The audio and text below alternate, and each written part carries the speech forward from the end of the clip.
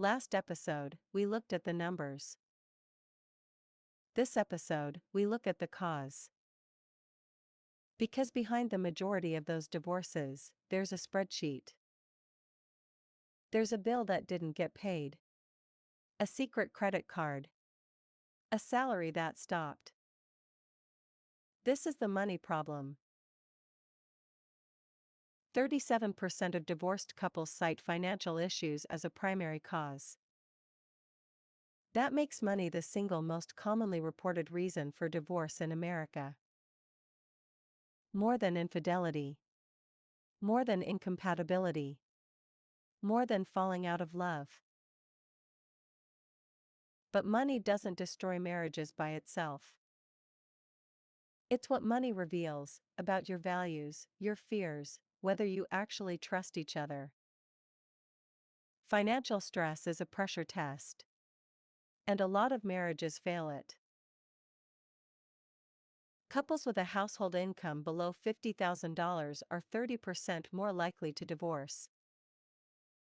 Financial precarity doesn't just create stress, it narrows options, amplifies resentment, and makes every disagreement feel existential. When you're already stretched thin, there's no room left for generosity. And then there's debt. Student loans accumulated before the wedding. Credit cards carrying balances that never seem to shrink. Medical bills that arrived without warning and never went away. Debt doesn't just drain bank accounts, it drains the patience, the goodwill, and the hope that hold a marriage together. Studies show that 80% of couples going through divorce carry significant debt. The average debt load at the time of filing? $38,000. That's not just a number. That's years of compounded financial strain living inside a marriage. Then there's the question of financial compatibility.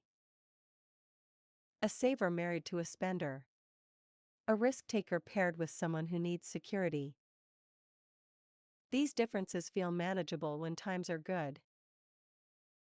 But when the pressure comes, and it always comes, they become fractures. 1 in 3 couples say money is their number one source of conflict.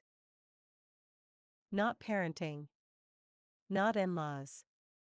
Not intimacy. Money. And couples who argue about finances more than once a week are 30% more likely to divorce. But perhaps nothing tests a marriage like job loss. Unemployment doesn't just threaten the budget, it reshapes identity. It shifts the power dynamics within the relationship. And it puts every unresolved tension directly under a spotlight. After a spouse loses their job, divorce risk rises by 33%. That spike doesn't come from the lost income alone. It comes from the shame, the fear, the roles appended overnight, and the question no one wants to ask out loud. Is this still the person I chose? Here's the truth the data keeps pointing to. Financial arguments are rarely about money. They're about respect. About fear.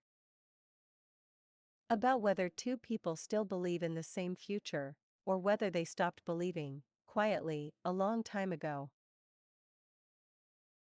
In our next episode, The Silence, we explore what happens when couples stop communicating altogether. How silence, not fighting, not drama, but silence, becomes the final act of a marriage ending. Subscribe now, and we'll see you there.